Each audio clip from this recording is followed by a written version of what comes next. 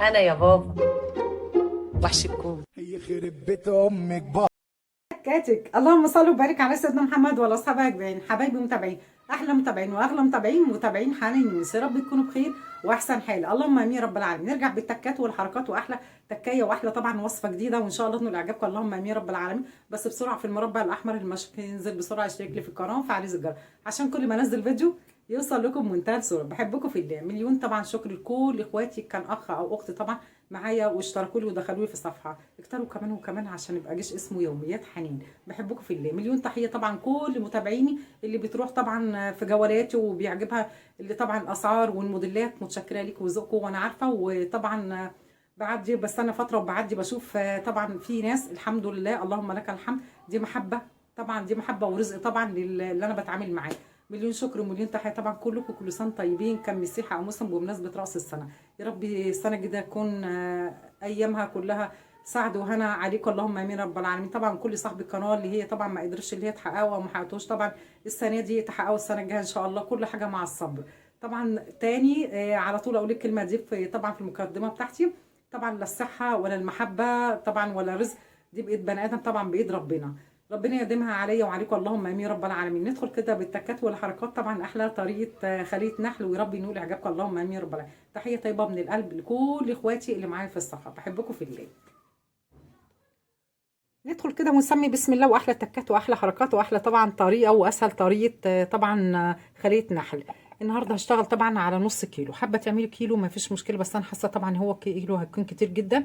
انا حابه النهارده طبعا اعمل نص كيلو. طبعا الدقيق اللي عندك اللي دول اللي هو طبعا مضفر عندك ما فيش اي مشكله. طبعا حاطه معلقه سكر مع معلقه خميره. تمام. هحتاج برضو كيس بيكنج باودر، هحتاج 4 معالق زيت، وطبعا قرفه وسكر بودر، وطبعا الشوكولاته اللي هي المبشوره. تمام، كلنا طبعا عارفينها. مبدئيا نستنى كده حوالي بتاع دقيقتين 2 لحد ما الخميره تتفاعل، وبعد كده نشتغل. تمام زي الفل يا حنين. سمي بسم الله. طبعا حطيت معلقه واحده بس من بيكنج باودر، والخميره كده اتفعلت، ونزلت طبعا على الدقيق نص كيلو دي زي ما انا قايله لكم. طبعا حابه تعجنيه بلبن مفيش مشكله، حابه تعجنيه بميه مع لبن مفيش مشكله، بس انا النهارده عامله طبعا بالميه. تمام. ومجهزين طبعا 4 معالق زيت. طبعا هفصل هنعجنها، وبعد كده اقول لكم خدت وقت معايا قد ايه. طبعا عجنتها خدت معايا حوالي 10 دقايق بالظبط. وقد ايه هنام ميه طبعا كل دقيق حسب نوعه. تمام.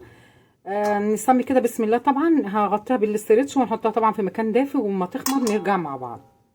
نسمي بسم الله. طبعا هي كده العجينه اختمرت، ابتدينا طبعا نكورها كور صغيره زي ما انتم شايفين كده، وابتديت اللي انا احشيها. طبعا انا عندي القرفه وعندي طبعا الشوكولاته اللي هي المبشوره. تمام. حشيتها كده بيها.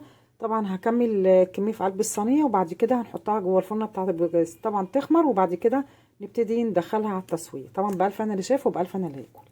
سمي بسم الله. طبعا ابتديت اللي انا اكورها الكور الصغيره، بعد كده حشيتها طبعا بالشوكولاته المبشوره والسكر طبعا البودر. هتعملي ايه يا حنان قبل طبعا ما تخمر؟ هبتدي اللي انا هنزل الاول بالقرفه وبالسكر البودر عليها كلها. تمام. وبعد كده ادخلها تخمر تاني. تمام. وبعد كده على التسويه. طبعا زي ما انا قايله لكم، ابتديت طبعا احط السكر على القرفه، وابتديت طبعا انزل كده بيها، هحطها طبعا جوه الفرن بتاعه البوتاجاز تخمر، وبعد كده ندخلها على التسويه. دي كده طبعا خلية النحل الشكل النهائي. على فكرة ده كده الظهر بتاعها تمام لسه قلباها. تمام. هضيرها الناحية التانية طبعا وهوريها لكم. طبعا ده كده الشكل النهائي بتاعها. ما شاء الله تبارك الرحمن الرحيم، تحفة تحفة تحفة. يا تكتك يا حركتك يا حنين. طبعا بألف هنا اللي شاف وبألف هنا اللي ياكل.